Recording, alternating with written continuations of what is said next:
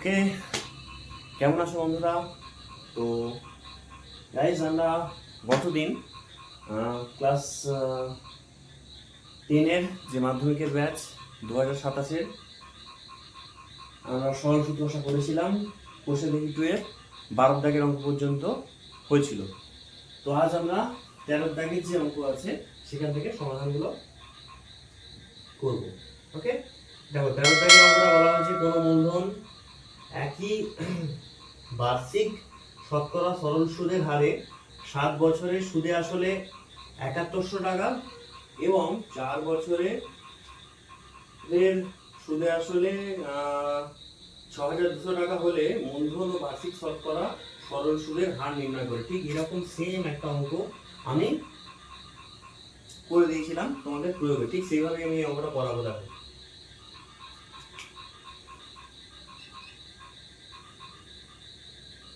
আচ্ছা, দেখো বলা আছে আসল আর 7 বছরের সুদ, তাহলে কি হবে?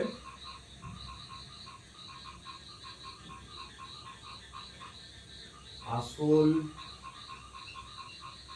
প্লাস 7 বছরের সুদ। আর একটা কেসে আছে আসল, আমি প্রমাণ লিখছি এগুলো কি পরিমাণটা আছে, প্লাস কত আছে আসল প্লাস 7, আর একটা আছে আই থিঙ্ক 4 বছরের। দাঁড়াও দেখে নিতে দাও, 4 বছর, হ্যাঁ আসলের সাথে 4 বছরের আছে, ঠিক আছে 4 বছরের। দেখে নাও তোমরাও, 4 বছরের সুদ। দেখো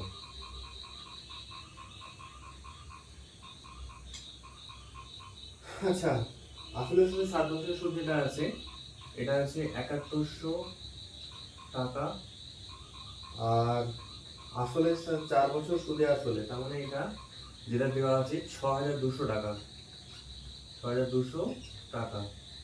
এবার দেখো আমি বিয়োগ করছি, বিয়োগ করলে কেটে চলে যাবে, এখানে বিয়োগ করো, তাহলে কি হচ্ছে 3 বছরের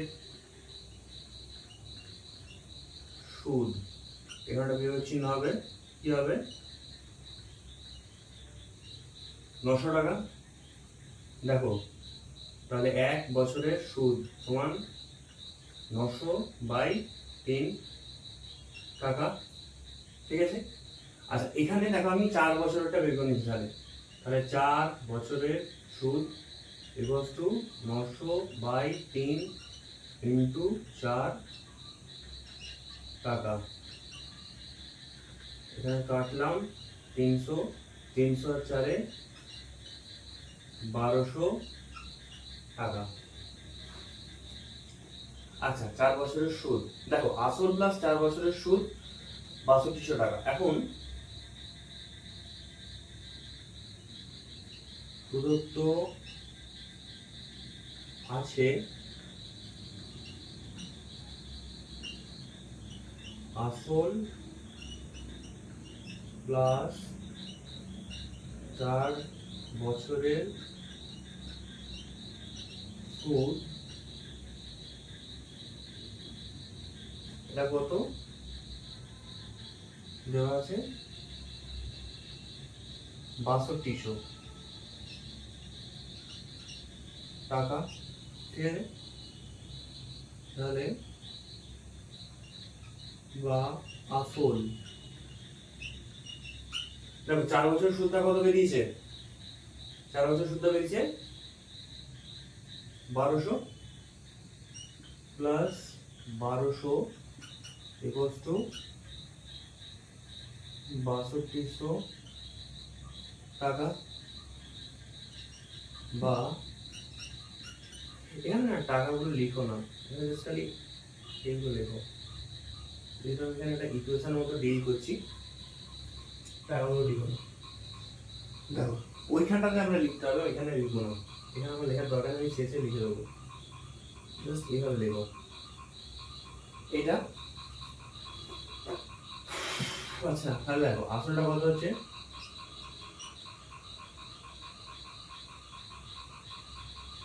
দেখো 6200, এদিকে প্লাস 1200 ছিল, তাহলে ওদিকে গেলে মাইনাস হয়ে যাবে, 6200 মাইনাস 1200, তাহলে এখান থেকে কত বেরোচ্ছে? এটা সমান 5000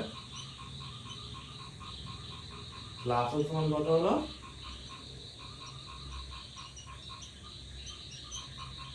কত লাভ সমান 5000। একটা জিনিস বেরিয়ে গেল আমাদের।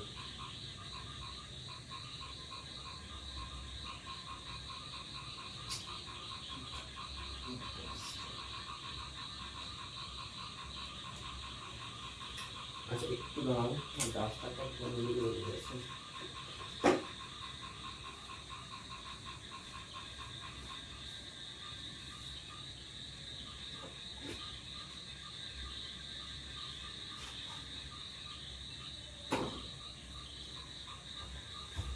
ঠিক আছে, দেখো আসল 5000 বেরিয়েছে।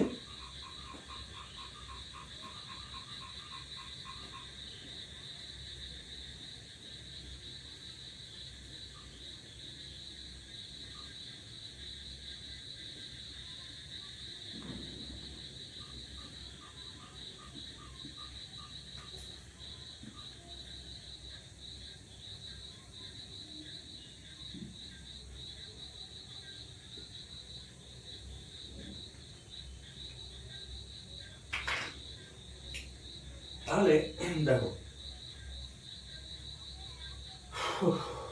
আসল পেয়ে গেলাম আমরা, 4 বছর সুদ আমরা জানি। এখন আসল পি সমান কত? 5000 টাকা, সময়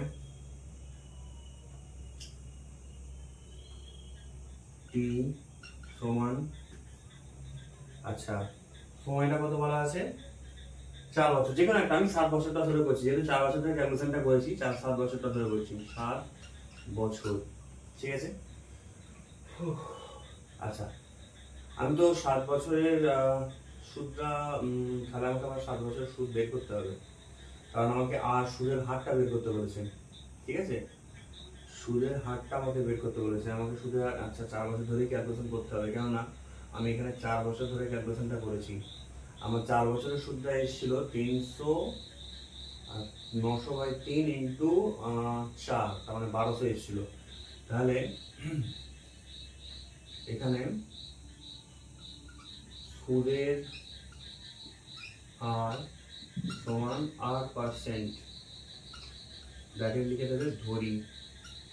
ঠিক আছে, অতএব মোট সুদ ব্র্যাকেটে আই এই বস্তু কত হবে বলো? ফর্মুলা জানো, পি আর টি বাই 100। পি এর ভ্যালু বসাও, 5000 ইন্টু 4, হ্যাঁ ঠিক আছে, 5000 ইন্টু, এখানে দেখো 4টাকে আগে আমি লিখতে পারতাম, কিন্তু এখানে আর যেহেতু রয়েছে 8টাকে লিখছি, টিটাকে আমি আগে লিখে নিতে চাইছিলাম, যেহেতু তোমরা বুঝতে পারবে না সেই জন্য পরে লিখে রাখো। টি এর জায়গায় 4 বসাও, আর 8টা তো আমাকে বের করতে হবে। এত টাকা কাটাকুটি করছি। আমি এই যে দেখো 5000 টাকা 4 বছরের সুদটা আমার কত বেরিয়েছিল? সুদ আসলটা কত ছিল? 6200 4 বছরের সুদে আসলে, সেখান থেকেই তো আমি পেয়েছিলাম 4 বছরের সুদটা 1200 পেয়েছিলাম, সেখান থেকে ক্যালকুলেশন গুলো পেয়েছি। ঠিক আছে, আচ্ছা এবার আমি এখানে ক্যালকুলেশন করতে যাবো 50 সালে 200, নিচে আর কিছু নেই, নিচেটা কাটাকুটি হয়ে গেছে, 50 সালে 200 আর টাকা। এবার গুণটা করতে হবে, দেখো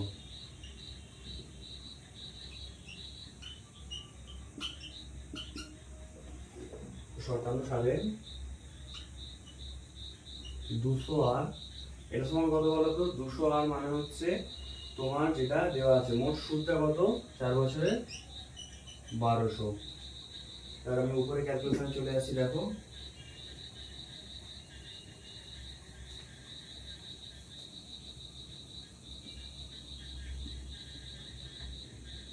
দেখো বা আর ইকস 200 গুণে আছে, দিকে ভাগে চলে যাবে, 1200/200 কাটাকুটি হয়ে গেল 6, বা আর ইকস 6।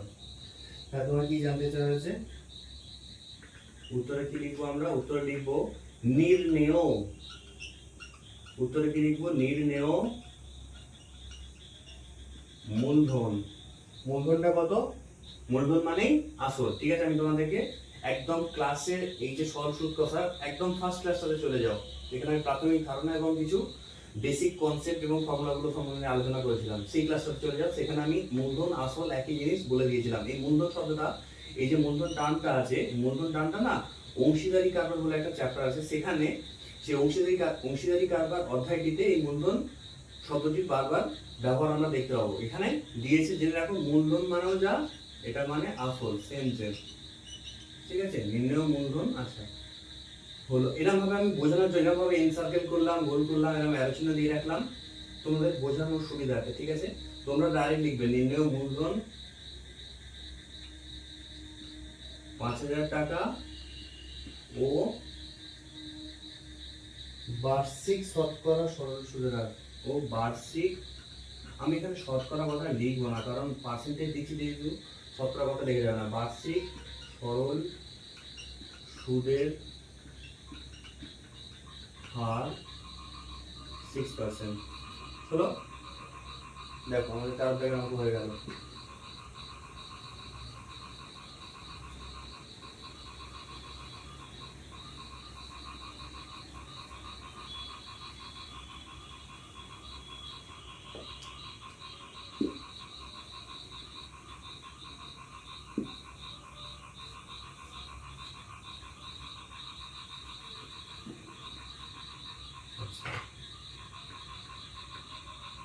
চোদ্দ অঙ্কটা এসে যাবে।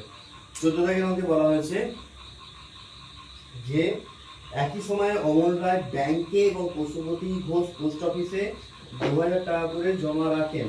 3 বছর পর তারা সুদ সহ যথাক্রমে 2,360 টাকা এবং 2,480 টাকা ফেরত পান। ব্যাংক ও পোস্ট অফিসের বার্ষিক শতকরা সরল সুদের হারের অনুপাত কত হবে হিসাব করে লিখি। 3 বছর দেওয়া আছে। আচ্ছা, সুদ সহ, তাহলে এখানে দেখো, এখানে একটা শব্দ ব্যবহার হয়েছে, তারা সুদ সহ যথাক্রমে। তার মানে আসলের সাথে মানে পুরো টাকাটা ওরা 3 বছর পরে দুজনেই, অর্থাৎ অমল রায় আর পশুপতি ঘোষ দুজনেই 2,000 টাকাটা, একজন অমল রায় তো ব্যাংকে রেখেছিল এবং পশুপতি ঘোষ কোথায় রেখেছিল? পশুপতি ঘোষ রেখেছিল পোস্ট অফিসে। ওই 2,000 টাকা করে দুজনে রেখেছিল, একজন ব্যাংকে একজন পোস্ট অফিসে। এবং 3 বছর কাটার পরে তারা পুরো টাকা, দেখো সুদ সহ যথাক্রমে, এই সুদ সহ যথাক্রমের মধ্যেই কিন্তু একটা টুইস্ট দিয়ে দিয়েছে। এখানে সুদ সহ যথাক্রমে মানে কিন্তু সুদ আসল বের করে নিতে হবে আমাদেরকে। সেটার সাথে আমরা 2,360 ইকুয়াল করবো, সেটা অমল রায়ের ক্ষেত্রে, এবং পশুপতি ঘোষের ক্ষেত্রে 2,480 ইকুয়াল করবো। সেখান থেকে আমাদেরকে ক্যালকুলেশন করে আরটা বের করতে হবে, সব দেওয়া আছে এখানে। আমাদের জানতে চাইছে যে সুদের হারের অনুপাত। ধরি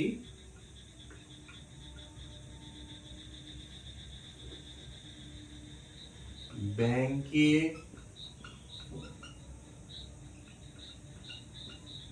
সুদের হার R1% ও ব্যাংকে সুদের হার R1% ও পোস্ট অফিসে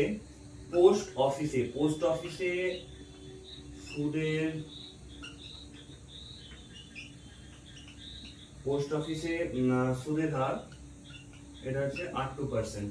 আমাকে এই R1 আর R2 রেশিও, অর্থাৎ R1:R2 এই অনুপাতটা বের করতে হবে। ঠিক আছে, দেখো। আচ্ছা, এবার দেখো, অমল রায়ের ক্ষেত্রে দেখো, আসল দুজনেরই সমান, তো পি দুটো ক্ষেত্রেই থাকবে, এবং সেটা কত? সেটা হচ্ছে 2,000 টাকা। 2,000 টাকা, ঠিক আছে, 2,000 টাকা। আচ্ছা, ব্যাংকে সুদের হারটা আমাকে বের করতে হবে। আচ্ছা, তো দেখো, এখানে হচ্ছে বার্ষিক সরল বার্ষিক সরল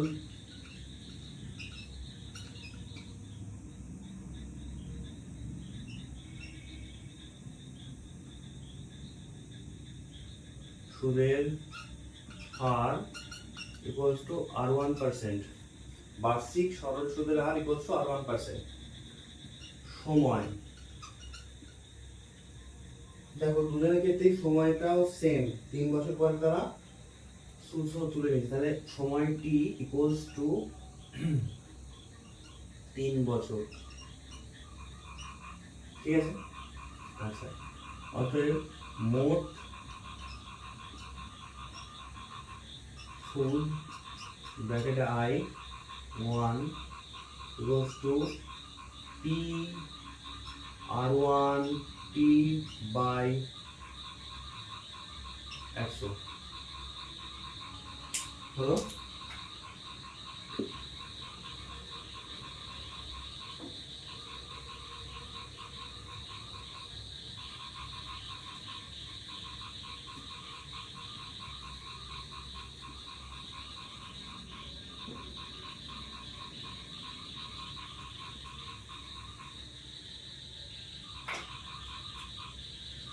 এটা হচ্ছে মোট সুদ। আচ্ছা, তাহলে সুদ আসলে এটা কিন্তু অমল রায়ের ক্ষেত্রে কেসটা চলছে, এর নিচে তোমরা করবে, ঠিক আছে। আমি উপরে চলে যাচ্ছি কারণ আমাকে জায়গাটা আটতে হলো। A1 এটা কি? আচ্ছা, A ফর অ্যামাউন্ট, ঠিক আছে। সুদ আসলে আরেকটা নাম কি বলো? সবৃদ্ধি মূল, ঠিক আছে। মনে করে নিচ্ছি টার্মগুলো একবার করে। আর A ফর অ্যামাউন্ট। আচ্ছা, সুদ আসলটা কি হবে দেখো, আসল দুজনের ক্ষেত্রে সেম আছে, কিন্তু এটা প্লাস I1, এবার I1 এটা বেরিয়েছে। এবার আচ্ছা দাঁড়াও এক সেকেন্ড, এইখানে আমাকে ভ্যালুগুলো বসিয়ে নিতে হবে। ভ্যালুগুলো বসিয়ে নিতে পারো, নাহলে এখানে অসুবিধা নেই, তো ভ্যালু ওখানে বসিয়ে নেবে। কি আছে 2000 আর 3, বেশি তুমি বলাতে পারবে না, এখানে তোমাকে 2000 বলাতে হবে। তুমি R1 জানো না, আমরা R1 জানি না, এবং এখানে আর এটা 3 আছে।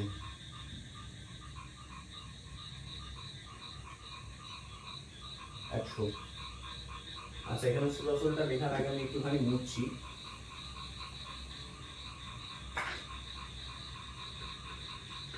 মোট সুদ ব্র্যাকেটে I1 ইকুয়ালস টু, এই যে ক্যালকুলেশনটা করেছি এখানে দেখাচ্ছি, দেখো শেষ করে রাখবো, 2000 ইন্টু R1 ইন্টু 3 বাই 100। দেখো 2 কেটে গেল, 2 কেটে গেল, টাকা 20 3 60, R1 টাকা হলো। আচ্ছা, এইবার সুদ আসল বের করো।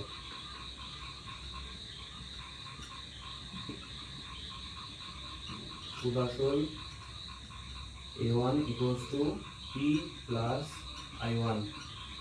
এবার P এর জায়গায় আমরা 2000 বসাবো, আর ওইখানে কত বেরিয়েছে 60 R1। আচ্ছা, এটাও পুরোটা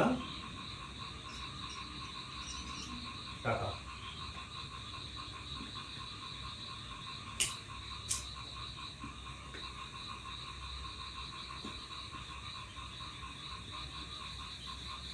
ঠিক আছে, টাকা।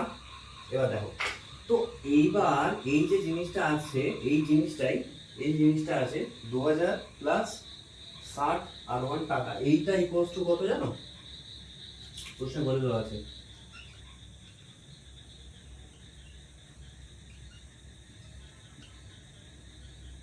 প্রশ্ন অনুযায়ী 2000 প্লাস 60 R1, 2000 প্লাস 60 R1, এটা মানে হচ্ছে 2360।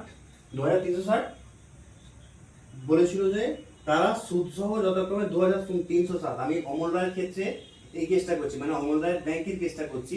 তো এখানে 2360 হবে, কারণ সুদ সহ টাকাটা তুলেছে, মানে কি সুদ আসল, মানে আসল মানে পুরো যা টাকা ফেলেছিল এবং সেই টাকার উপরে যে সুদটা পড়েছে সেইটা পুরোটা তুলে নিয়ে যেটা পেয়েছিল সেটা এইটা, এবং সেটাকে ইকুয়াল করলাম এটার সাথে। ওকে, এবার দেখো বা, এবার এদিকে 2000টা আছে, যোগে ওদিকে গেলে বিয়োগ হয়ে যাবে, তাহলে 60 R1 ইকুয়ালস টু 2360 মাইনাস 2000।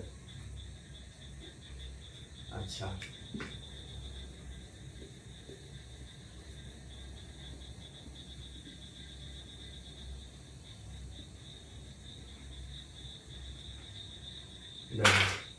বা তো এখানে কি হবে তাহলে 60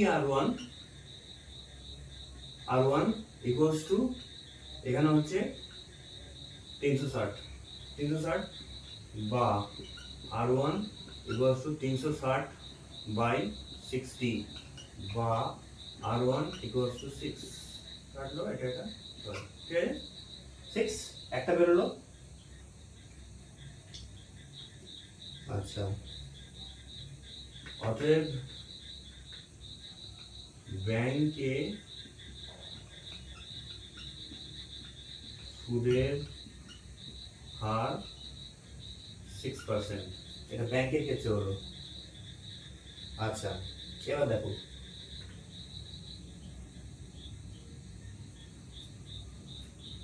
এবার এটা ব্যাংকের ক্ষেত্রে, এবার আমি অমরদার ক্ষেত্রে কেসটা করলাম। এবার দেখো আমাকে পশুপতি ঘোষের ক্ষেত্রে করতে হবে, ঠিক আছে? পশুপতি ঘোষের ক্ষেত্রে এনার ক্ষেত্রটা দেখতে হবে। তো এনার ক্ষেত্রে কি করেছেন দেখো, আমরা কেসগুলো পরপর দেখবো, ঠিক যেমন ভাবে ক্যালকুলেশন করলাম এরকম ভাবে ক্যালকুলেশন করে R2টা বের করবো, ঠিক আছে? দেখো এখানে কি কি থাকবে, আসল এটা সেম কত, দেখো আমরা ফেলেছিলেন আই থিঙ্ক 2000 টাকা করে, হ্যাঁ 2000 টাকা, ঠিক আছে? দেখো এটা আমি প্রথমে ধরে নিয়েছিলাম যে এর ক্ষেত্রে পশুপতিগ্রস্ত টাকাটা পোস্ট অফিসে রেখেছিলেন এবং সেখানেই খাটিয়েছিলেন। তো এখানে দেখো বার্ষিক সরল সুদের যে হার আছে, বার্ষিক সরল সুদের যে হার আছে সেটা 8 এখানে আমি ধরে নিয়েছিলাম, এটাকে আমি ধরে নিয়েছিলাম, ঠিক আছে? এটাই হচ্ছে 8% এটা আমি ধরে নিয়েছিলাম। আচ্ছা, সময় যেটা আছে সময়টা এখানেও সেম অমল রায়ের মতোই 3 বছর।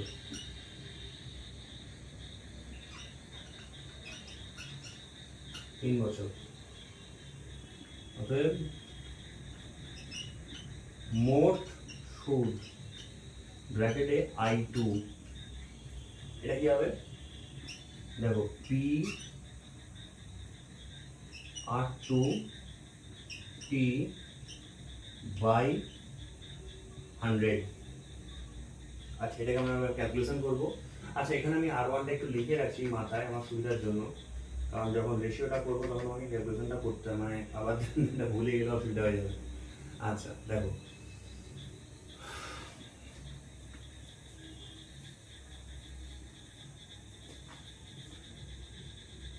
তো তাহলে কত বেরোচ্ছে এটা P/R2T। তো এখানে আসলটা কত ছিল, আসলটা তো সেম ছিল দুজনের ক্ষেত্রেই, মানে 2000 ইন্টু R2 ইন্টু টিটা হচ্ছে 3 বাই 100,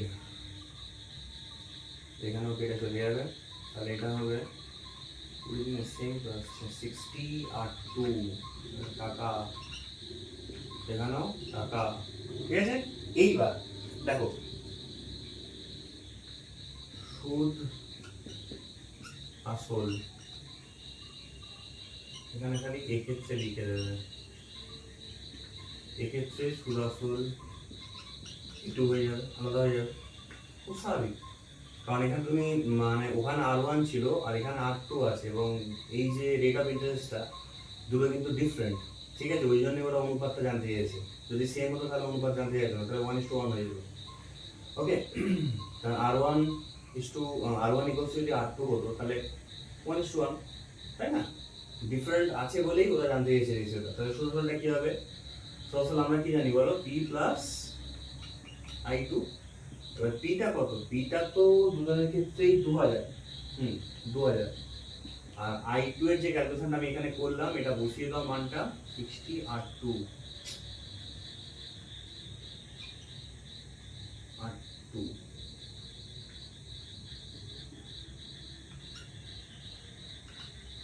টাকা, ঠিক আছে?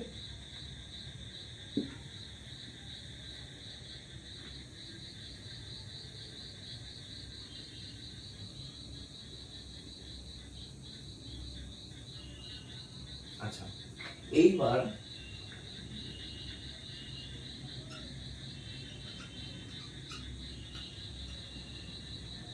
শর্ট টার্মে যাই। 2000 প্লাস 60 আর 2 ইকুয়ালস টু, এটা হচ্ছে 2480। 2480। এবার দেখো, বা এই দুটো একটা যোগে আছে, আমরা ঠিক সেম ভাবেই আমরা করবো। আর 2 ইকুয়ালস টু 2480 মাইনাস 2000, বা 60 আর 2 ইকুয়ালস টু 480 হলো। 60 আর 2 ইকুয়াল টু 480। তো 60 আর 2 ইকুয়াল টু 480। এই ইকুয়েশনটা থেকে আমাকে আবার R2 এর বের করতে হবে। চলো, লেটস ক্যালকুলেট।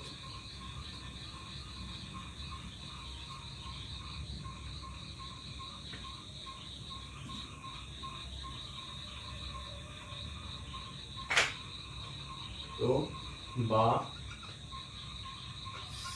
সরি, এখানে আমি আর 6টা লিখবো না, R2 এর দাম নামিয়ে দেবো ওদিকে। 480 বাই 60, একটা শূন্য কেটে দাও, 6 8। তাহলে R2 ইকুয়ালস টু 8। তাহলে আমরা কি লিখবো? অতএব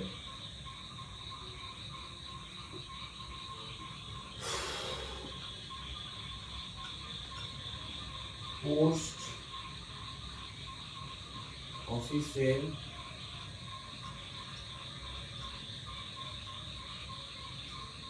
সুদের হার 8%। এবার উত্তর লিখে দেখো। উত্তরে একদম যেটা লেখা আছে ওটাকে বড় বড় করে লিখে দেবে। ব্যাংক ও পোস্ট অফিসের বার্ষিক শতকরা সরল সুদের হারের অনুপাত। অত কথা কিছু লিখবো না, লিখবো ডাইরেক্ট। এখানে তোমরা এই কথাটা পুরোপুরি লিখতে পারো, এখানে একটা লিখতে পারো, অনেক এখানে আমি একটু সুন্দর করে লিখেছি। সুতরাং পুরো এই কথা লেখো, ব্যাংক ও পোস্ট অফিসের, ব্যাংক ও পোস্ট অফিসের, ব্যাংক ও পোস্ট অফিসের বার্ষিক শতকরা সরল সুদের হারের, বার্ষিক শতকরা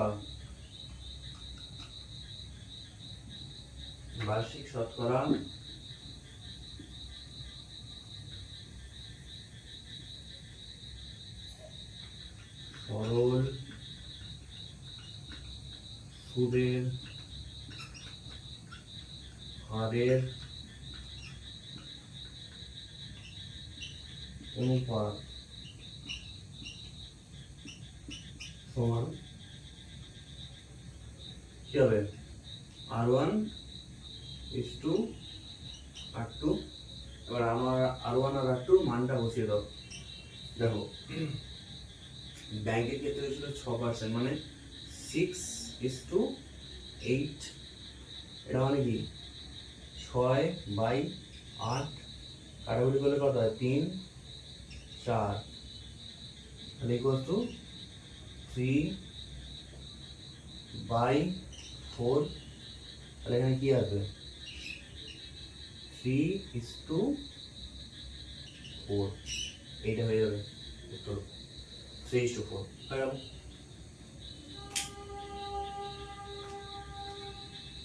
চোদ্দটা ডান, বুঝতে পারলে? হয়ে গেল।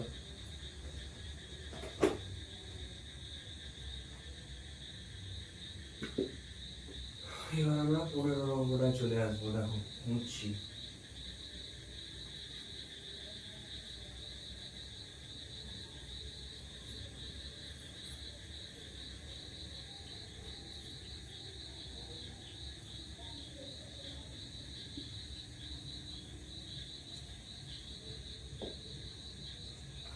আচ্ছা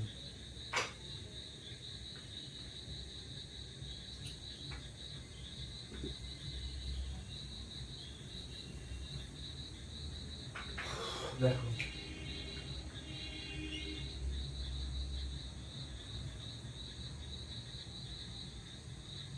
পনেরোটায় বলা আছে যে একটি তাঁত সমবায় সমিতি যন্ত্রচালিত তাঁত ক্রয় করার সময় 15,000 টাকা ধার করে। আচ্ছা, 5 বছর পর সেই ধার শোধ করতে সমিতিকে 22,125 টাকা দিতে হলো।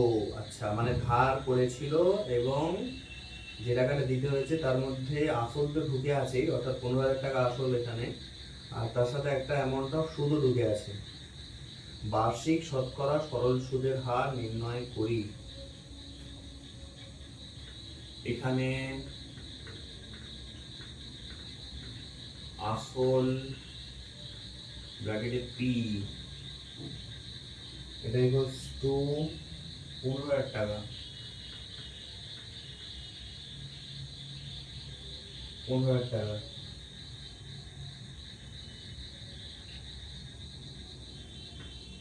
সময়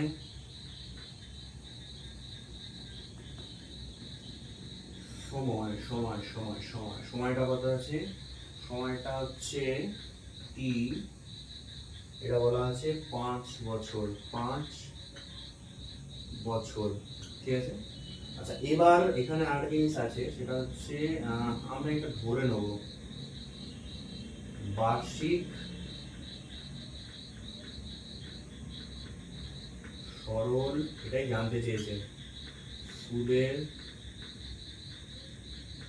হার সমান 8%, ব্র্যাকেট লিখে দেবে খালি ধরি, ঠিক আছে।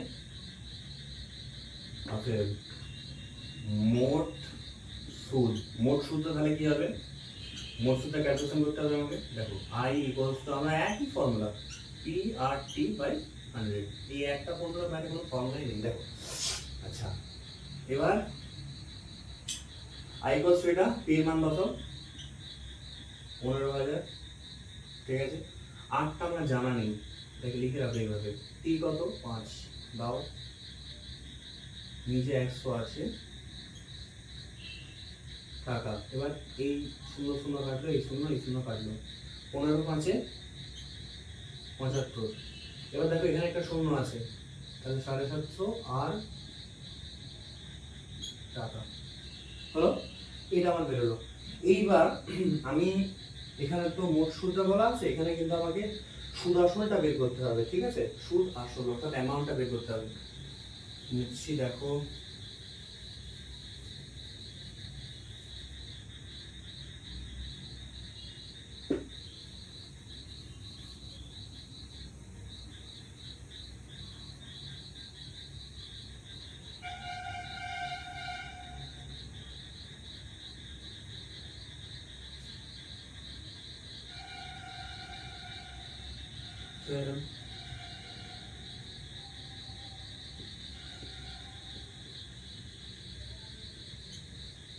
সুদ আসল এ ইকুয়ালস টু কি হয়? P plus I. এবার পি তো আমি জানি কত, 15,000, বসিয়ে দাও 15,000। আরেকটা হচ্ছে আই কত বেরিয়েছে? 750 আর টাকা।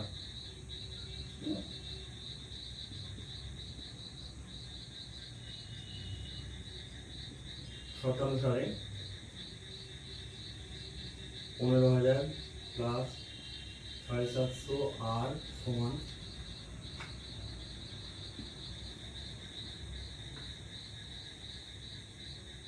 15,000 প্লাস 750 আর ইকুয়ালস টু 22,125। 22,125, বা 7,508 ইকুয়ালস টু 22,125 মাইনাস 15,000 বা 7,508 ইকুয়ালস টু, দেখো এটা বিয়োগ করলে কত হবে, এখানে তিনটে জিরো আছে, একদম 125 বসিয়ে দাও, চোখ বন্ধ করে, কিছু লিখতে হবে না, জাস্ট এখানটাতে এবার দেখো 22 আছে 15 আছে, বিয়োগ করার কথা, 22টা কোন বিয়োগ করার কথা 7, ঠিক আছে। এগুলো তখনই হবে যখন এখানে জিরো থাকবে, এখানে জিরোগুলো কটা জিরো আছে দেখো, এখানে তিনটে জিরো আছে, সো বাঁ দিক থেকে ডান দিকে এই যে তিনটে আছে, যেটা যে সংখ্যা থেকে এটা বিয়োগ করছো, যখন লাস্টে জিরো থাকবে অমনি তখনই প্রযোজ্য হবে, আদারওয়াইজ কিন্তু প্রযোজ্য হবে না এই শর্টকাটটা আমি যেটা করলাম। তিনটে জিরো আছে, এই যে তিনটে জিরো আছে, আমি এই তিনটে সংখ্যা হুবহু কপি পেস্ট করে বসিয়ে দিলাম, এই 22 আছে, এইটা থেকে এই যে 15 আছে, এইটা বিয়োগ করে কত হয় 7 সেটা বসিয়ে দিলাম, বুঝলে? আচ্ছা, তাহলে আমার কত আসছে দেখো, এগুলো তোমরা করবে না, আমি তোমাকে বোঝালাম জাস্ট। দেখো তাহলে এখানে আমাকে আর এর ক্যালকুলেশনটা করতে হবে, আর ইকুয়ালস টু কত, 7,125 বাই 750। আচ্ছা, এখানে আমাকে কি করতে হবে, কাটাকুটি করতে হবে। আচ্ছা, কাটাকুটিটা একটু উপরে দেখাচ্ছি, দেখো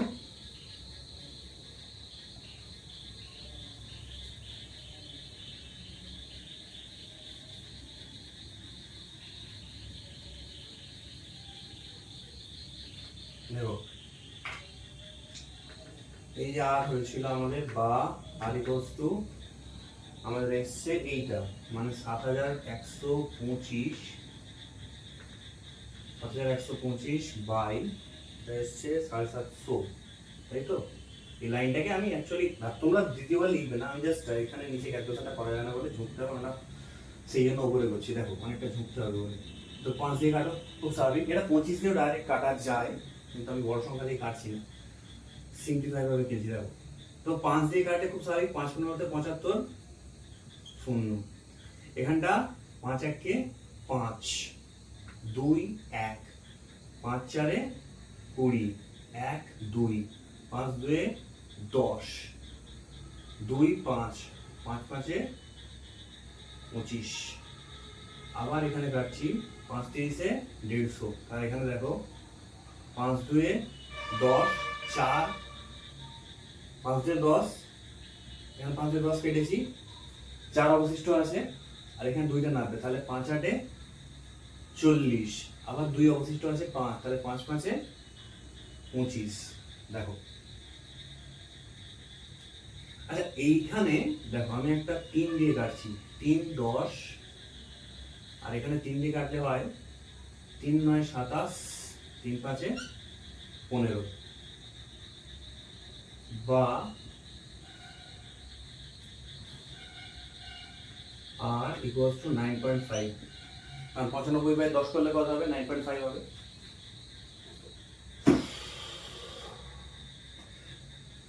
আচ্ছা, এটার আরো একটা উত্তরও হতে পারে, এই উত্তরটা হতে পারে, আমি জানি না কোন উত্তরটা দেওয়া আছে বইয়ে, যাই হোক, এটা আরেকটা উত্তর কি হবে দেখো, এখান থেকে যদি আরো কাটাকুটি করো, মানে এই যে 95 বাই 10 আছে, এটা যদি আরো কাটাকুটি করো, আর একবারই কাটাকুটি যাবে, সেটা হচ্ছে 5 দিয়ে 2, আর এখানটা হবে 19, তাহলে 19 বাই 2 করলে কত হচ্ছে জানো, এটা দুটো উত্তর হতে পারে, 19 বাই 2 করলে হয় 9 পূর্ণ 1 2, এটা হতে পারে, 9.5 ও হতে পারে, 9.5 ও যা, 9.9 হল 1/2, এটা সেম, তুমি এটাতেও পর্ষদ থেকে নাম্বার পেয়ে যাবে, এটাতেও পর্ষদ থেকে নাম্বার পেয়ে যাবে।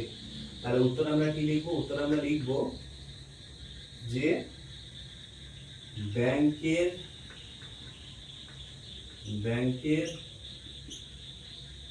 বার্ষিক সরল সুদের হার, বার্ষিক সরল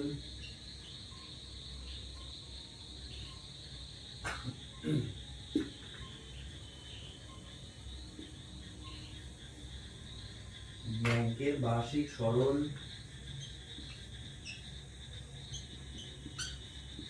সুদের হার, এটা কত, ব্যাংকের বার্ষিক সরল সুদের হার কত,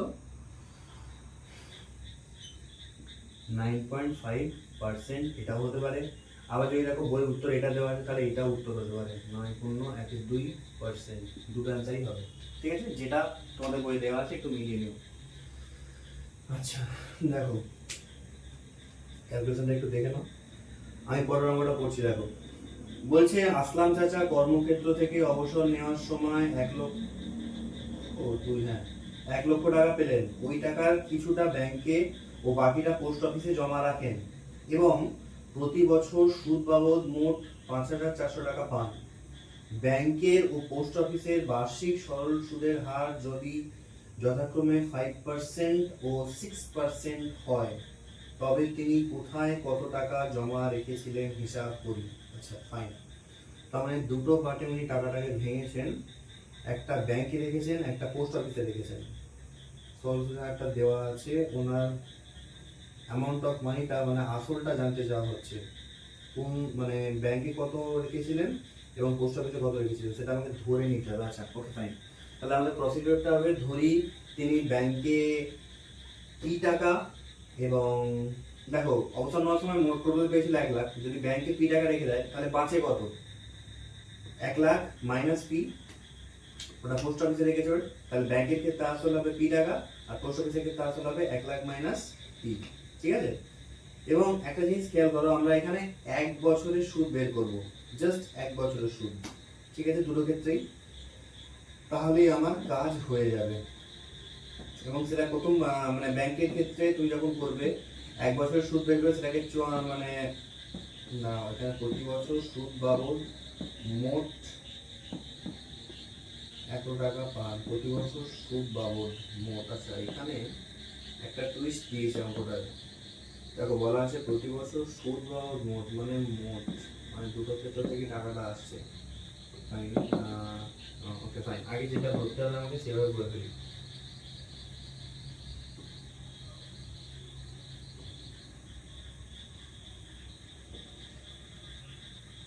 আমরা টোটাল ইন্টারেস্ট আমরা বের করবো, ইন্টারেস্টটা 1 বছরের বের করে সেটাকে আমরা 5400 সাথে ইকুয়াল করবো। 1 বছরে যে টোটাল সুদটা পাচ্ছে না সেই সুদটাকে আমরা করবো। দেখো এটা মুছি এবার, আই হোপ যে তোমাদের হয়ে গেছে।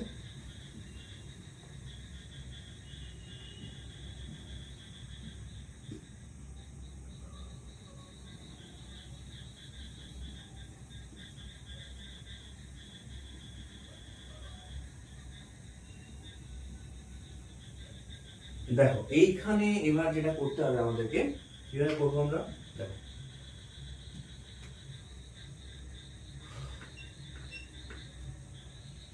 ধরি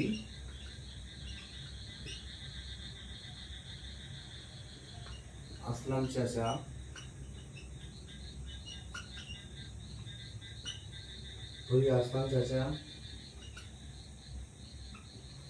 ব্যাংকে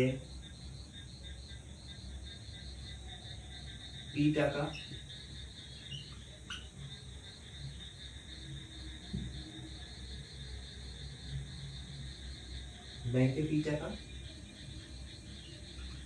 জমা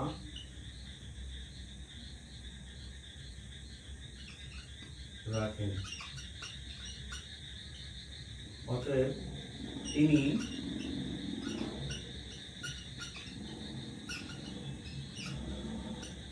পোস্ট অফিসে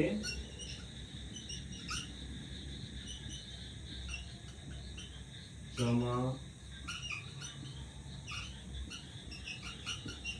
রেখেছিলেন। টোটাল অবসর গ্রহণের সময় 1 লক্ষ টাকা পেয়েছিল, ব্যাংকে পি টাকা জমা রেখেছে, তাহলে পড়ে আছে কত, 1 লক্ষ মাইনাস পি, ওইটাই পোস্ট অফিসে আছে, মাইনাস পি টাকা। ঠিক আছে, দেখো এবার বাকি সব দেওয়া আছে, গিভেন ডেটা আছে। দেখো ব্যাংকের ক্ষেত্রে, দেখো ব্যাংকের ক্ষেত্রে আসল যেটা আছে সেটা হচ্ছে পি টাকা। ঠিক আছে,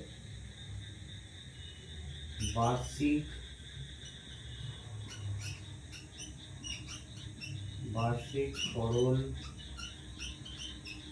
সুদের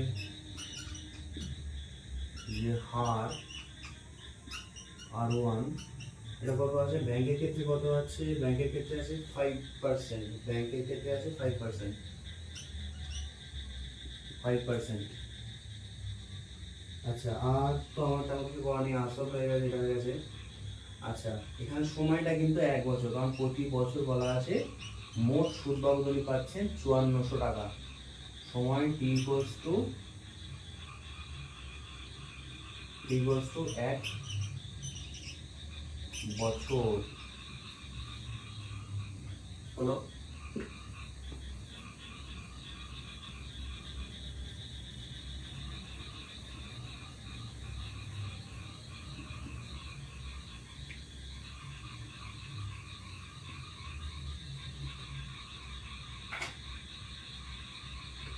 অতএব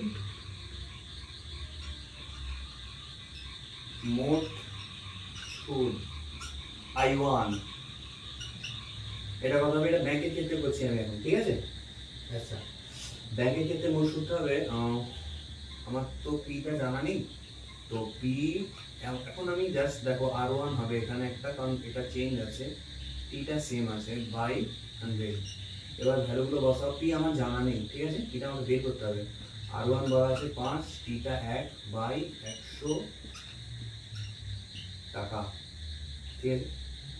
এইখানে দেখো ওখানে তো দুটো আলাদা আছে, আমি এখানে কাটবো না, ইচ্ছা করি কাটবো না 100 টাকা, বাই পি বাই 100 টাকা। আমি কাটতে পারতাম, এখানে 5 কোটি করতে পারতাম, কিন্তু করবো না। তার কারণ আছে, কেন করবো না একটু পরে বুঝতে পারবে। হলো,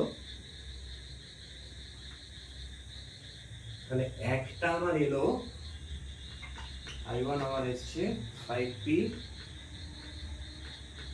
বাই 100, এটা এসছে। এবার দেখো পোস্ট অফিসের ক্ষেত্রে,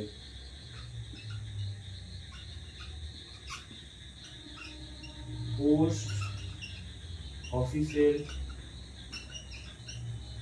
ক্ষেত্রে কি হয় দেখো, সেম আসলটা তো তুমি জানো না, এখানে আসলটা ডিফারেন্ট হবে। এখানে আসলটা কত হবে বলতো? ওই জন্য আমি আসল আলাদা করে কিছু P1 বা P2 দিইনি। 1 লক্ষ 5টা মাইনাস পি, এটা টাকা, ঠিক আছে? টাকা। দেখো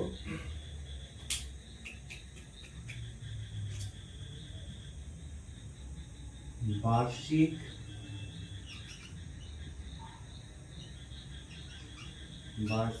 সরল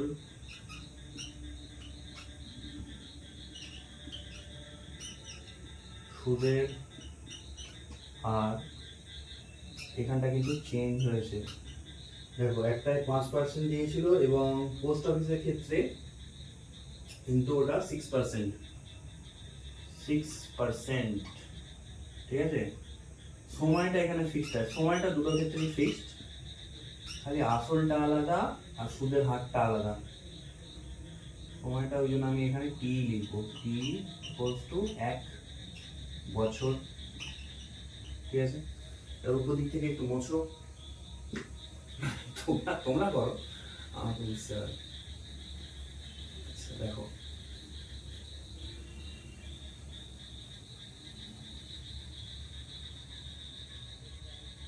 কি হবে? মোট সুদ ব্র্যাকেটে I2, এইটা হচ্ছে হয় 1,04,5 মাইনাস পি, এটা হচ্ছে আসল, ঠিক আছে? Into R2 into T by 100। যে আমি দেখো সংখ্যা দিয়ে দিচ্ছি না, সঙ্গে সঙ্গে আমাকে টাকা লিখতে হবে সাইডে, সংখ্যা বসে দিয়েছি, সেখানে পি ছিল ভ্যারিয়েবল, ওই জন্য আমি টাকা লিখতাম না, ঠিক আছে? আচ্ছা, এইবার এখানে রাখো, ভ্যালুগুলো বসাও। 1,05,5টা মাইনাস পি ইন্টু R2টা বলা আছে কত জানো? 6%। আচ্ছা, তাহলে ইন্টু 6 ইন্টু 1 বাই 100 টাকা, বা 1 লক্ষ চারটে 1 2 4 5 মাইনাস পি। এবার আমি একটু সিক্সটাকে না সামনে লিখছি, 6/100 টাকা। ঠিক আছে, এটাকে সামনে করে লিখলাম এভাবে। দেখো আমার ফার্স্টে কি এসেছিল এইটা, আর আমার আই2টা কি এসছে এইটা। এবার দেখো প্রশ্নে এটা বলা হয়েছে যে প্রতি বছর উনি দুটো ক্ষেত্র থেকে অর্থাৎ ব্যাংক থেকে এবং পোস্ট অফিস থেকে সুদ বাবদ, মানে এক বছরের সুদ বাবদ উনি মোট দুটো ক্ষেত্র থেকে ব্যাংক থেকে এবং পোস্ট অফিস থেকে মোট কত পাচ্ছেন? 5,200 টাকা। 5,200 টাকা পাচ্ছেন। তো তাহলে শর্তানুসারে কি হবে? শর্তানুসারে I1 প্লাস I2 এটা মানে হচ্ছে 5,400। কারেক্ট আছে? এবার ভ্যালুগুলো বসাও। বা দেখো প্রথমেরটা হচ্ছে 5p/100, 5p/100। সেকেন্ডেরটা কি আছে? 6 into 2 3 4 5 minus P by 100 equals to 5,400। ঠিক আছে, হলো এইটা। এবার আমাকে এই ইকুয়েশনটাকে সলভ করতে হবে। কি করতে হবে? ইকুয়েশনটাকে সলভ করতে হবে। তো কিভাবে সলভ হবে? কিছুই নেই, দেখো করে দিচ্ছি।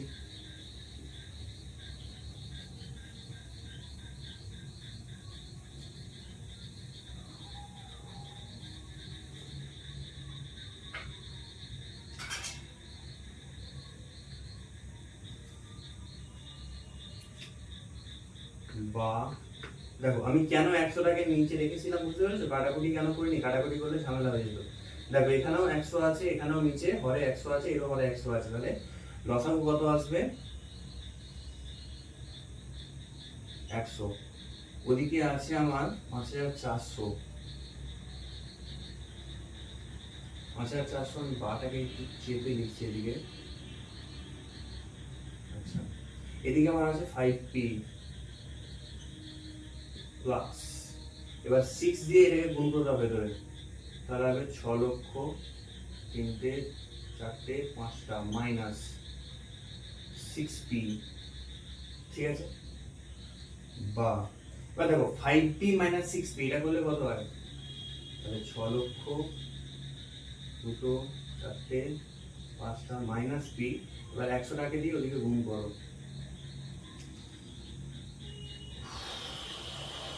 দেখো 5,400কে যদি এটা দিয়ে গুণ করো, এটা হবে 5,40,000। ঠিক আছে, দেখতে পাচ্ছ 5,40,000। আচ্ছা, তাহলে পি এর ভ্যালুটা কত হবে স্যার? পিটাকে ওদিকে নিয়ে চলে যাও, বা এভাবেও করতে পারো। দেখো minus P equals to 5,40,000 minus 6 লক্ষ 2 5টা 10। এবার বা মাইনাস পি ইকুয়ালস টু, এখানটা করলে কত আছে বলে দিচ্ছি, এখানটা মাইনাস 60,000 আছে। ঠিক আছে, ঠিক আছে, 40,000-এর সাথে যদি তুমি 60,000 যোগ করে দাও তাহলে ওটা। আচ্ছা, কেন বললাম? দেখো এখানে, দেখো এখানে 4টে জিরো আছে, এখানেও 4টে জিরো খাইয়ে দাও। ঠিক আছে, 4টে জিরো খাইয়ে দিলে, এবার দেখো জাস্ট আমি কি করেছি, 60 থেকে 54 বিয়োগ করে দিয়েছি। এবার যেহেতু মাইনাস, মানে 60 54 থেকে বড় এবং 6 লাখের আগে একটা তোমার মাইনাস সাইন আছে এবং 5,40,000 আগে প্লাস সাইন আছে এবং 6 লাখটা 5,40,000 থেকে বড়, তাহলে 6 লাখের চিহ্ন বলতে জন্য মাইনাস। এবার দুদিক থেকে মাইনাস উঠে যাবে, তাহলে পি সমান 60,000। ঠিক আছে, এটা একটা হলো। দেখো এটা কোথায় রেখেছিলেন উনি? ব্যাংকে। তাহলে আমার ক্যালকুলেশনের হিসাব অনুযায়ী আমাকে অ্যান্সারটা কিভাবে লিখতে হবে, একটু মুছে নিই।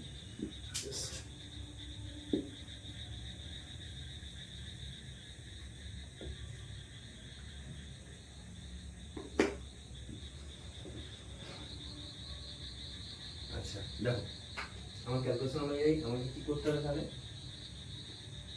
বা এখানে আর কিছু বার করার দরকার নেই, এবার ডাইরেক্ট উত্তর লিখে দাও। উত্তর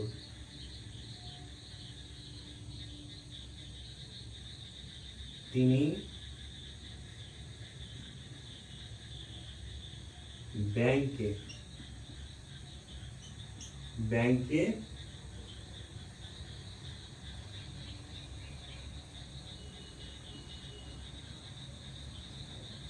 ৳৬০,০০০ এবং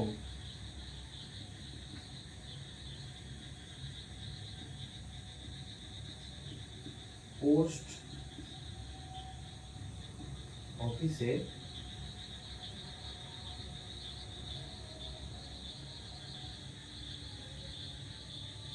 2, 4, 5 মাইনাস 2, 3, 4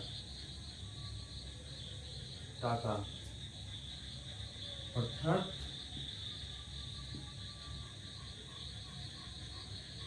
ব্যাংকে ৬০,০০০ এবং পোস্ট অফিসে 1,00,000 মাইনাস ৬০,০০০ অর্থাৎ 40,000 টাকা কি বলেছে জমা রেখেছিলেন, জমা রেখেছিলেন।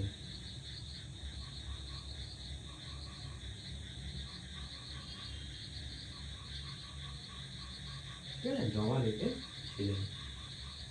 হয়ে গেল, 16 অঙ্ক কমপ্লিট। ওকে, বুঝলে? জাস্ট ধরো আর করো, সেই নয়, জাস্ট খালি ধরো আর করো। হয়ে গেল 16 অঙ্ক।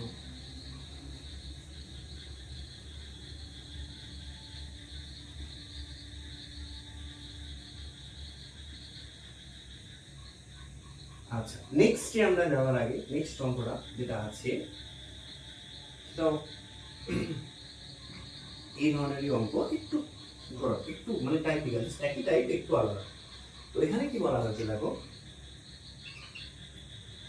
এখানে বলা হচ্ছে রেখা দিদি তার সঞ্চিত অর্থের 10,000 টাকা দুটি আলাদা ব্যাংকে ভাগ করে একই সময়ে জমা দিয়েছেন।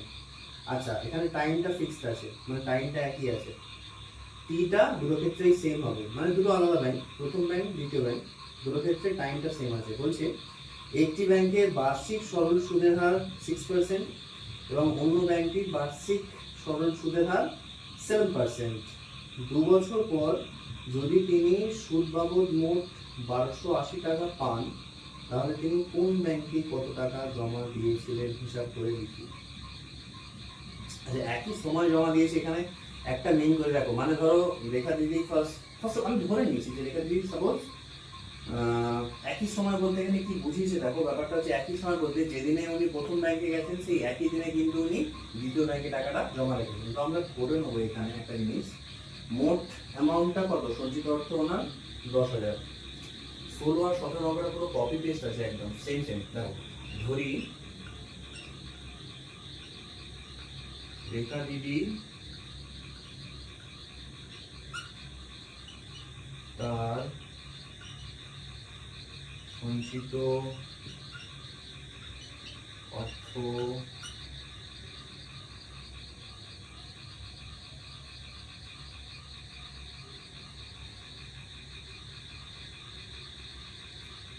সঞ্চিত অর্থ না লিখে আমি সঞ্চিত অর্থের লেখো, তাহলে ভালো হবে। আমি যেহেতু সঞ্চিত অর্থটা লিখবো, আমি সঞ্চিত অর্থ জানি, দেওয়া আছে আমাকে। সঞ্চিত অর্থের x টাকা প্রথম ব্যাংকে এবং ওয়াই টাকা দ্বিতীয় ব্যাংকে জমা দিয়েছিলেন। জমা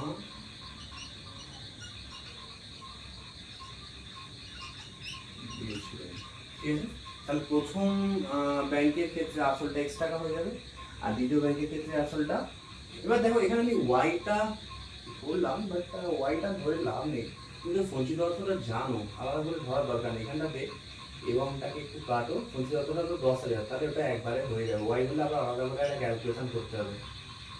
এখানে 10,000 মাইনাস এক্স, ওরা ওয়াই দিয়ে করলেও হবে, কিন্তু ওয়াই দিয়ে করলে আবার একটা ক্যালকুলেশন আমাকে করতে হবে, ওই জন্য আমি এখানে জাস্ট একদম একবারে করে দিলাম। 1 টাকা প্রথম ব্যাংকে এবং 10,000 মাইনাস এক্স, যেটা 10,000 টাকা আমার সঞ্চিত অর্থ, সেটা দ্বিতীয় ব্যাংকে জমা দিয়েছিলেন, ঠিক আছে। এবং একই সময়ে দিয়েছিলেন, মানে একই দিনে, একদিনে, মানে প্রথম দিন যে দিনে তিনি প্রথম ব্যাংকে x টাকা জমা দিচ্ছেন, সেই একই দিনে দ্বিতীয় ব্যাংকে ওই 10,000 মাইনাস x টাকাটা জমা দিয়েছিলেন। তাই দেখো কিভাবে আমরা অ্যাপ্লাস করবো। প্রথম ব্যাংকের ক্ষেত্রে, প্রথম ব্যাংকের ক্ষেত্রে আসল, এখানে আসলটা লেখার দরকার নেই। আচ্ছা যদি কেউ লিখতে চাও লিখতে পারো, কারণ আমি এখানে আসলটা তো এরকম ভাবে ধরেছি x টাকা, ঠিক আছে। বার্ষিক সরল সুদের হার, এটা বলা আছে 6%, 6%। আর সময়টা 2 বছর পর, 2 বছর পর যদি তিনি সুদ বাবদ মোট, আচ্ছা তাহলে সময় এটা ফিক্স থাকবে, এটা হচ্ছে 2 বছর, ঠিক আছে।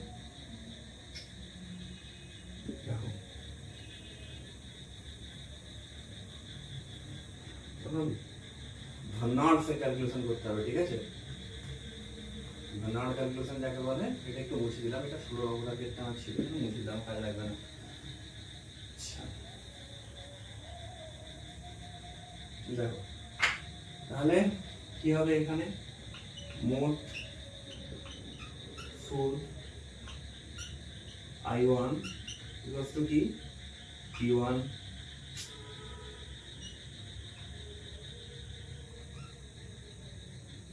P1 R1 T by 100 equals to x into 6 into 2 by 100 টাকা,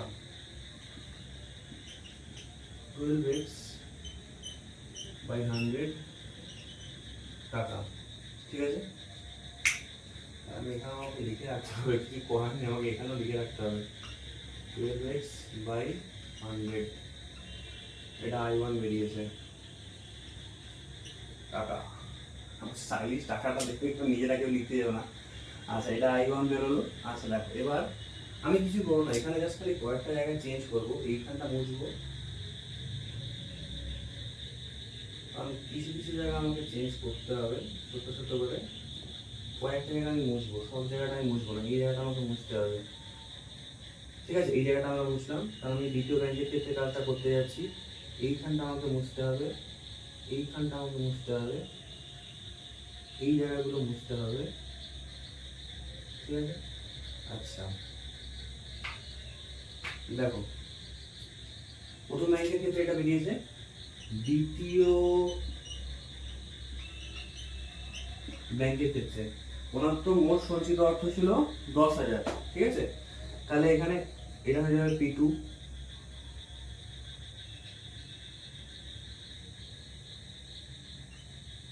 $10,000 মাইনাস x টাকা, ঠিক আছে, 10,000 মাইনাস x টাকা। এবার সুদের হারটাও কিন্তু বদলেছে, সুদের হারটা হয়ে গেছে এখানে 7%, অর্থাৎ 7% হয়ে গেছে, 7 হয়ে গেছে। সময় হলো এবার মোট সুদের এখানেও চলে আসবে, এখানে আমরা ছোট ছোট চেঞ্জ করে নেবো, এটা হয়ে যাবে I2, এই 1 গুলো সব কি হয়ে যাবে, কিসে কনভার্ট হবে, 2 তে। ঠিক আছে, এই জায়গাটা আমাকে বুঝতে হবে, এই জায়গাটা চেঞ্জ হবে, এই যে জায়গাটা আছে এই জায়গাটা আমার চেঞ্জ হবে দ্বিতীয় ব্যাংকের ক্ষেত্রে, দেখো। ঠিক আছে, বাকি সব কিন্তু সেম। খালি এবার P2 ভ্যালুগুলো বসাও। P2 ভ্যালুটা কত, দেখো 10,000 মাইনাস x, 10,000 মাইনাস x, এটা হচ্ছে P2। R2 টা কত, 7, T কত, 2 বাই 100 টাকা।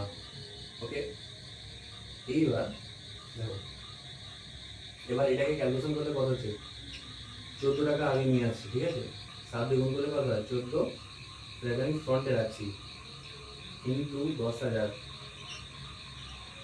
দেখো 10,000 মাইনাস এক্স বাই 100 টাকা হলো, দ্বিতীয় ব্যাংকের ক্ষেত্রে হলো।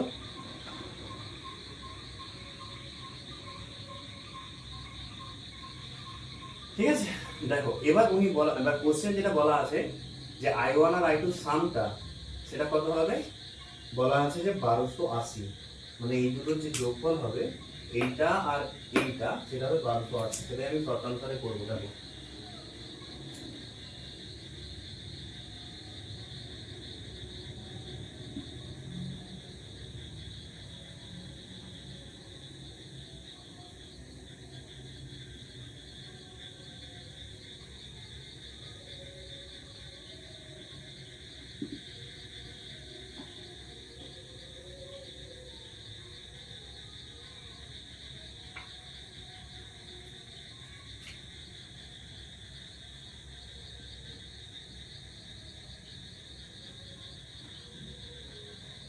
দেখো শর্ট আনসারে দেখো কি হবে, যেটা আমার ছিল ফার্স্ট কেসটাতে I1 প্লাস I2, এটা কত না 1280, ভালো কথা। এবার তোমাকে ভ্যালুগুলো বসাতে হবে, বা দেখো ওর হচ্ছে 12x বাই 100, 12x বাই 100, আর এর কত 14 ইন্টু 10,000, মানে 10,000 মাইনাস এক্স বাই 100, এটা মানে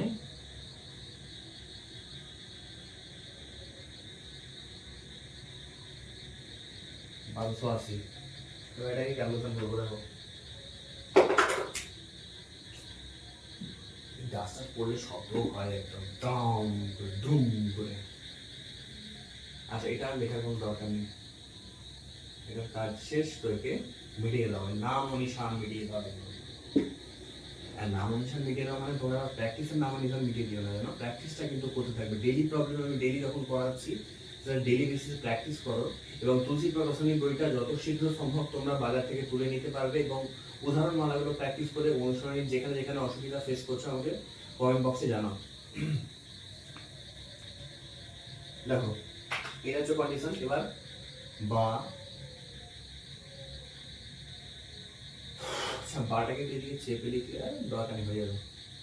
দেখো এখানে আছে 12x প্লাস 14কে এটা গুণ করলে কত হবে, 14 বসিয়ে দাও, তারপরে কটা আছে, 4টে শূন্য, 1,40,000 মাইনাস 14x, নিচে আছে 100, ওদিকটা হচ্ছে 1280, বা দেখো 12x মাইনাস 14x, তাহলে 1,40,000 মাইনাস 2x, 100 টাকা ওদিকে গুণ করো, তাহলে 1280 সাথে 100 গুণ করলে কি হয়, এটা প্লেন বসে যাবে, আরো দুটো জিরো, বা মাইনাস 2x ইকুয়ালস টু 1,40,000, এটা দাও এটাকে এইভাবে করলেও হয়, বাট ডাইরেক্টলি আচ্ছা আগে কি আপনার একটু অন্যরকম ভাবে করছি দেখো। আগে তো যেভাবে করেছি এটা একটু অন্যভাবে করছি দেখো। 1,40,000 টাকা এদিকে রাখো, ঠিক আছে, মাইনাস 1,28,000, 1,28,000, এটা হচ্ছে 1,40,000। দেখো 1,40,000, 1,28,000, এটা মানে হচ্ছে 2x। বা তাহলে এবার দেখো এখানে তিনটে জিরো, তাহলে যেমন আছে বসিয়ে দাও। এবার দেখো এবার 140, এই যে পোর্শনটা আছে 140 থেকে 128 বিয়োগ করলে কত হয়? 12, বাস 12,000 ইকুয়ালস টু 2x হলো। এবার এইটাকেই তো ঘুরিয়ে লেখা যায়, এটাকে আমরা ঘুরিয়ে ভাবে লিখতে পারি না? এটাকে আমরা ঘুরিয়ে ভাবে লিখতে পারি না? দেখো তো এটাকে আমরা ঘুরিয়ে ভাবে লিখতে পারি কিনা।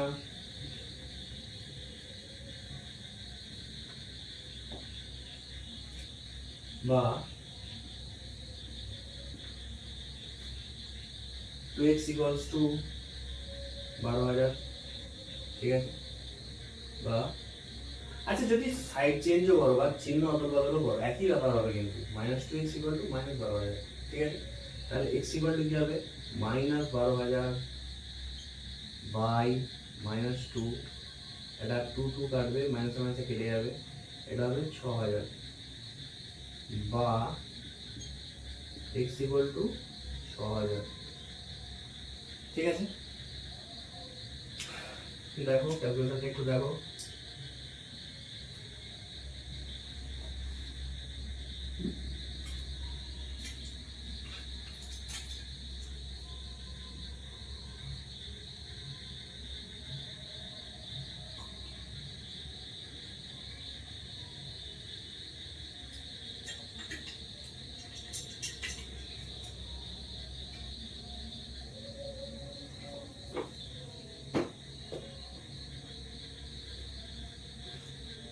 আচ্ছা হলো, এবার আমরা উত্তর লিখব। দেখো মুছছি।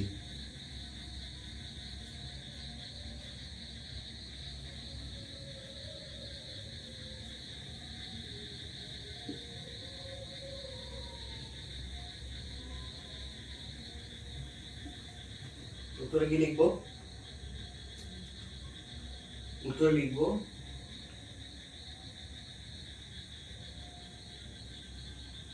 যে তিনি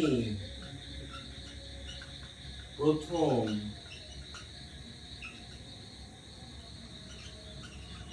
ব্যাংকে এখানে কত ছিল? 6,000 ছিল তো, এক্সট্রা আমরা প্রথম ব্যাংকের ক্ষেত্রে ধরেছিলাম, তাহলে তিনি প্রথম ব্যাংকে 6,000 টাকা এবং দ্বিতীয় ব্যাংকে সঞ্চিত অর্থ কত ছিল বলো? লেখা দিকে সঞ্চিত অর্থ কত ছিল? 10,000। তাহলে 10,000 থেকে বিয়োগ করতে হবে 9,000 টাকা,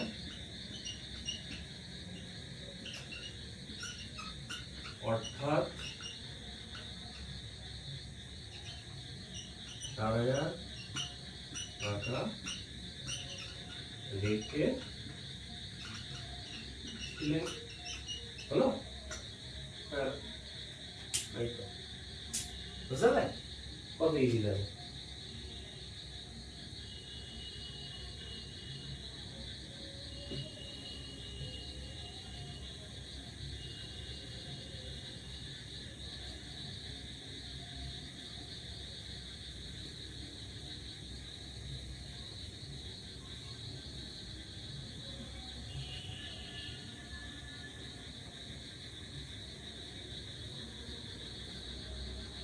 সরল সুদকষার অঙ্কগুলো ইজিয়েস্ট ওয়ান। চক্রবৃদ্ধি সুদ কষার অঙ্কগুলো কিন্তু বেশ প্যাঁচালো হয়, কারণ ওখানে সুদের পর্বের ব্যাপার থাকে। সরল সুদ কষার অঙ্কগুলো সেই থেকে অনেক ইজি হয়, ঠিক আছে।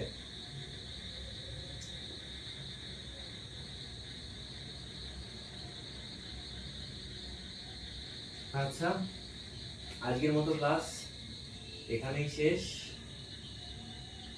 Have a happy good night.